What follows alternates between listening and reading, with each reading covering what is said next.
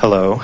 I struggle with, my whole life has been fear-based and based upon external. And I've now, been on a spiritual journey of knowing that it's all within. But at times I get into my fears and everything that I know goes out the window. And I can't even think of like one little thought that might be close to hope and grace or whatever. And then I get fearful that energy, my vibration's low, and I'm going to bring in all this negative stuff. I'm going to be in the wrong place at the wrong time. And I really don't want to live this way anymore because I have really great work to do. And I know it. You say fear-based. What do you think your fear is?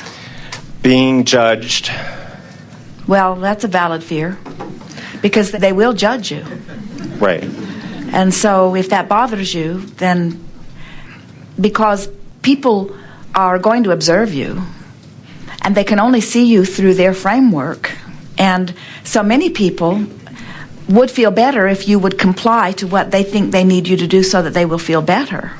Right. But you sort of got to get over that. How do I get over it? Well, do you enjoy the sensation of fear? Consciously, no. So it is easy for you to consciously say that you prefer something that feels different from that, and that's really all that's required. In other words, when you assimilate what you've heard here today, that the sensation of fear always means that you will have activated a vibration that doesn't mesh well with the vibration of who you really are and what you really want, then a conscious awareness that you want to at least try to feel a little better is really all that is necessary. You've been like so many people who haven't been able to quantify your journey. You couldn't tell which way was the right way. And that's always what happens when you are seeking approval from others, because everybody's got a different idea about what approach you should take. And that causes chaos in your vibration as you're trying to please this one and this one and this one. If they'd all just tell the same story, it would be helpful, you see. We see people who are sick, who want to be well, who can't tell when they're moving toward wellness and when they're moving away from wellness. We see people who don't have as much money as they want or the relationship that they want, that don't seem to be able to tell what thoughts are taking them toward what they want and what thoughts are taking them away from what they want. And so we want to address your guidance system in a way that helps you to make every journey quantifiable. We don't want you to overcome fear. Jerry and Esther were listening to a recording of a previous workshop as they were driving down the mountain yesterday. And Jerry had told the story of being in a television production years ago, and the wrangler had given him a horse, and Jerry felt very uneasy about the horse. And so Jerry just said, I don't think I'm a good match for this horse. And someone else who was listening accused him of cowardice. They said, you're afraid of that horse. And Jerry said, well, I'm not afraid of it. I just think it's skittish and it will slow the production down. I have to deliver lines. I don't think a jumpy horse is the best horse under these conditions. And the man who was making fun of Jerry jumped on the horse to show Jerry that he could control the horse, and the horse reared up and knocked his front teeth out with his head. And Jerry said, I felt uncomfortable about that horse. Why did that man not feel uncomfortable about that horse? And we said, because he had overcome his fear. In other words, he had stopped paying attention to his guidance long ago, you see. And right. So when you feel what you call fear, we don't want you to call it inappropriate or feel embarrassed that you have fear. We want you to be proud of yourself that you have the intellectual awareness that there's a vibration going on within you where something isn't jiving. And then we want you to make an effort to improve the sensation. And we think what goes wrong for most people is that they think that they should be able to jump from fear into bliss just like that. And we know that those vibrational frequencies are far apart. You've got to coax yourself gradually into a better feeling place.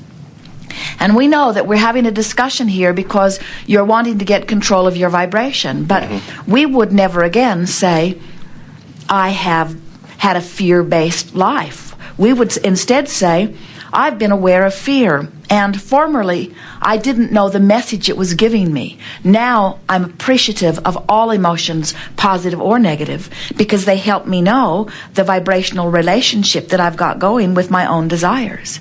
Do you know that if you don't have a strong desire for something, you would not feel fear? The more you want something, then the more sensitive you're going to be to the thought that you're thinking. In other words, if you don't want something and you're focused in opposition of something that you don't want, you're not going to get a strong reading because it's not important. There's not a vibrational relativity within you. If someone you didn't know called you on the telephone and said, hello, you don't know me, I'm just calling to tell you I'll never call you again. You would say, all righty then. Right. But if somebody you really care about were to say that to you, you would feel some negative emotion about it because of the vibrational relativity. So, for example, a child doesn't feel fear in the way an adult feels fear because the child is still living in this environment of well-being and is still being guided from broader perspective. In other words, beasts don't feel fear. Their guidance is taking them to where they want to go. They're not running from something they don't want. Mm-hmm. It's hard for you to see that sometimes as you're looking through your human eyes, but when you get connected to Source, you feel a calling toward what you want rather than a running from what you don't want. Whether you call it fear, which means don't go that way, or joy, which means let's go that way, let's call it all guidance, and let's be appreciative of every part of it.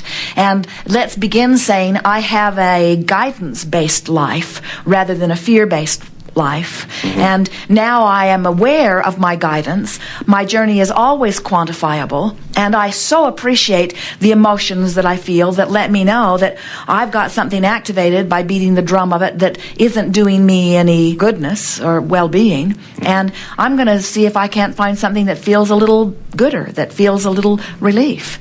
And as you do that, before you know it, you will have left fear, that strong fear, so far in your past. You already have. In other words, in large part, what you're talking about is something that you're remembering.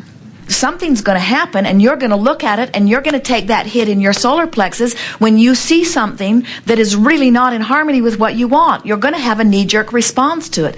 But the question is, what do you do next? Do you wallow in it? Do you join groups about it? Do you lie down and die in it? Or do you acknowledge it for what it is and choose something that feels better consistently enough until you're in a new place? This is the way you mold the clay of your life, one subject at a time, one conversation at a time, one friendship or encounter at a time. Just little by little, you choose the better feeling thought until, before you know it, you've cleaned so much up so quickly that you wonder what it ever was that you were so afraid of.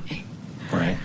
We don't want you to be afraid of fear. We want you to love fear. We want you to say, fear is that powerful emotion I get when my guidance system is saying, when possible, make a legal U-turn. Because I'm looking and thinking in opposition of something that I want. And usually it comes up when you are disapproving of yourself, when you are finding yourself inadequate, when you are afraid or worried that you're not going to get to where you want to be. In other words, it's always the big issues that bring the feeling of fear. And that's what we hear from you when you say, I have a lot of work to do. I've come here with great reason. Mm-hmm. We like your being sensitive to energy.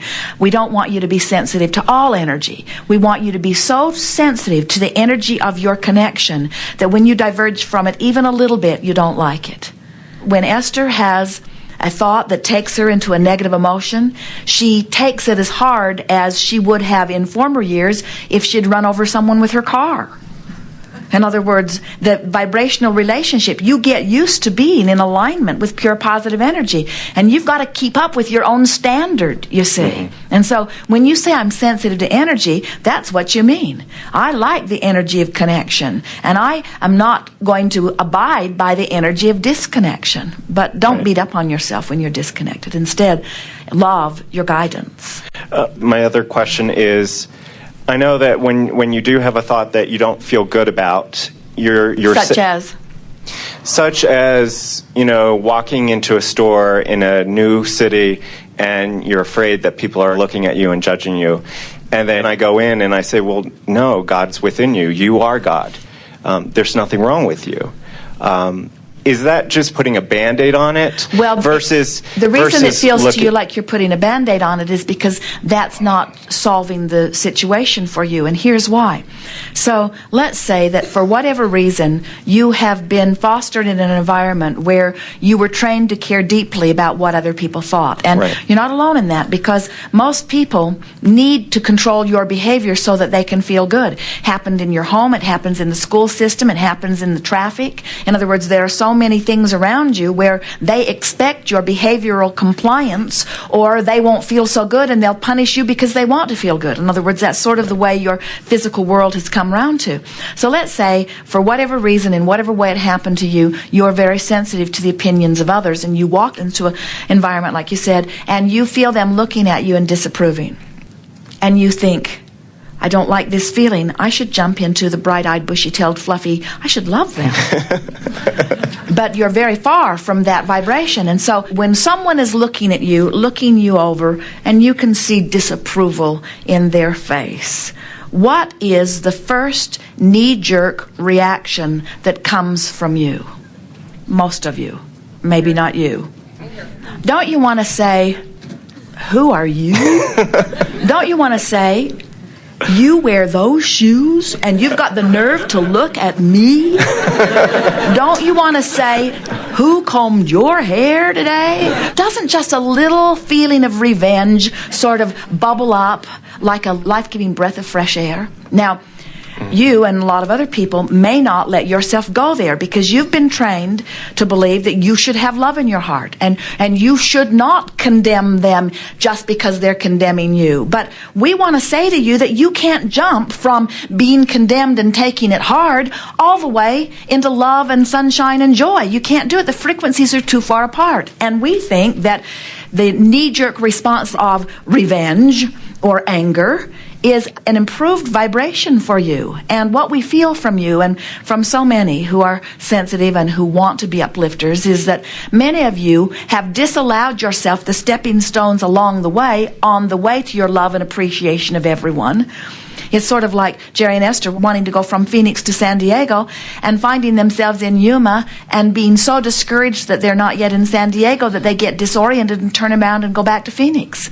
So they go Phoenix, Yuma, Phoenix, Yuma, Phoenix, Yuma, Phoenix, Yuma, Phoenix. And in time they say, we'll never get to San Diego. We must not be worthy of San Diego. We must have done something in a past life that prevents us from getting to go to San Diego. There must be something in Yuma that is a higher purpose for us. God must want us to be in Yuma. We must have done something really bad in a past life, and karma tells us that Yuma is our place. And we say, you come up with a lot of really funny things to explain why you don't just line up with what you want, you see. Right. So our message to you is, you don't line up all at once, you line up gradually. We like that your life is fear-based, in the sense that we like that you are sensitive to your vibration. And now we think, for the first time consciously in this human experience, you now understand what your emotions are giving you a feedback on. Definitely. God is always within you, and you are never separated from that energy that you are calling God. But you can get fixated on something that does not allow that energy to be felt by you. You are the only one who can disallow the energy that you are calling God in your life. And you are the only one who can find a vibration that allows it, you see. There are so many people in this world today, specifically in this nation today, that are using the rhetoric of being in alignment with God, who are nowhere near the vibrational vicinity of the energy of Source. Right. And in their despair, they are acting out in ways of trying to level the playing field or trying to regain their power. Religion has almost completely become fear-based, you see. And when God is the opposite of fear-based, God is the anti of fear. God is the presence of well-being, and there is only a source of well-being, you see. So when you start looking at it that way, and you start appreciating the guidance that fear is giving you, then you don't get on a horse and get your teeth knocked out. Instead, you sensed it ahead of time, and even if somebody made fun of you for not getting on the horse, you've still got your teeth.